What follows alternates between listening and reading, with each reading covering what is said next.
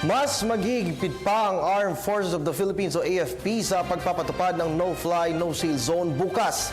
Ito'y kaugnay pa rin po ng nagaganap na APEC Summit sa bansa. May report ang aming kasamang si Wayway Macalma. Nanawagan muli ang APEC Security Cluster sa publiko ng pang-unawa ang kailangan nila ngayon. Lalo't halos lahat na ng lider ng bansang kasama sa APEC Summit ay nasa bansa na. Sa kabila niyan ay nanghingi ng paumanhin ang pulisya sa mga nangyaring buhol-buhol na traffic kahapon at sa mga susunod pang araw. Sa mga panahong ito po ay siguro hiling po natin ay sa konting sakripisyo po sa lahat. Kasama na po rin po dyan ang Philippine National Police, ang Armed Forces of the Philippines at iba pa pong ahensya ng gobyerno. Muli, sa ating mga kababayan, kami po, in behalf of the APEC Security Task Force, ay humihingi po ng pangunawa at paumanhin sa ating mga kababayan na ngayon ay naapektuhan po ng traffic.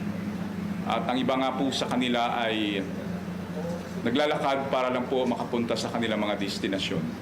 Ngunit ayon kay HPG Chief Superintendent Arnold Gunakaw, magpapatuloy ang ganitong sitwasyon hanggang sa araw ng Biyernes. Kahapon at kaninang umaga ay naipatupad na ng pulisya ang pagpapahinto sa mga motorista ng ilang minuto dahil may mga delegado ng APEC ang gumagamit ng APEC lane. Kung kaninang umaga naman ay maganda pa ang sitwasyon sa mga lansangan. Pero asahan ngayong hapon hanggang gabi ay baka matraffic na ulit. Dahil simula alas 11:20 ng umaga, ang ilan lansangan ay sarado na sa mga motorista. Dahil ang bulto ng pagdating ng mga lider ng bansa ay ngayong araw. Ang mga delegado natin from their hotels dito sa Manila area or Pasay area or Parañaque area, pupunta po sila sa Makati. I repeat, ang security protocol po natin, pag dumaan po ang APEC leaders, stop po lahat ng traffic. Kahit may APEC lane tayo, stop pa rin ho ang traffic. So basically, technically, stop din or close din itong EDSA natin. Bago pa man dumating si US President Barack Obama sa bansa ay nagsasagawa na ng aerial patrol ang US Osprey helicopters sa Metro Manila. Ito upang masiguro ang kaligtasan ng kanilang presidente. Maging ang decoy na sasakyan ni Obama na Marine One ay nagsagawa ng routine patrol. Muli naman nanawagan ng Armed Forces na mahigpit na ipapatupad ang no-fly at no-sail zone sa Metro Manila ng 4 na araw. Sa no-sail zone, 2 nautical miles ang kanilang ipatutupad sa anumang klaseng sasakyang pandagat sa Manila Bay. Habang 40 nautical miles radius naman para sa no-fly zone na ipatutupad ng CAAP. Kabilang narito ang mga drones o UAV.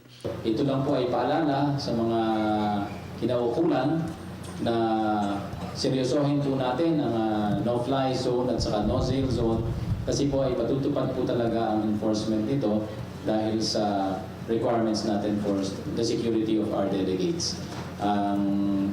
Halos buong portion po sa harap ng Manila Bay ay no-sail zone at pinapabigay alam po namin lalo na po sa mga kapatid natin dyan na naglalayag upang mga isda.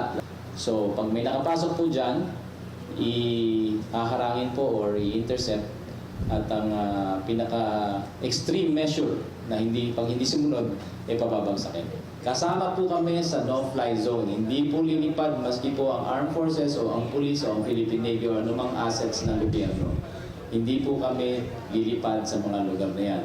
Siniguro naman ni Padilla na wala silang nakikitang banta sa seguridad matapos ang terror attack sa Paris nitong weekend. Anya, sa mga kumakalat na video na galing umano sa mga terorista ay kanila pang vina-validate ang naturang video at hindi nila isinasangtabi ang mga ganitong klaseng banta sa seguridad. Para sa Telebisyon ng Bayan, ako si Wayway Macalma.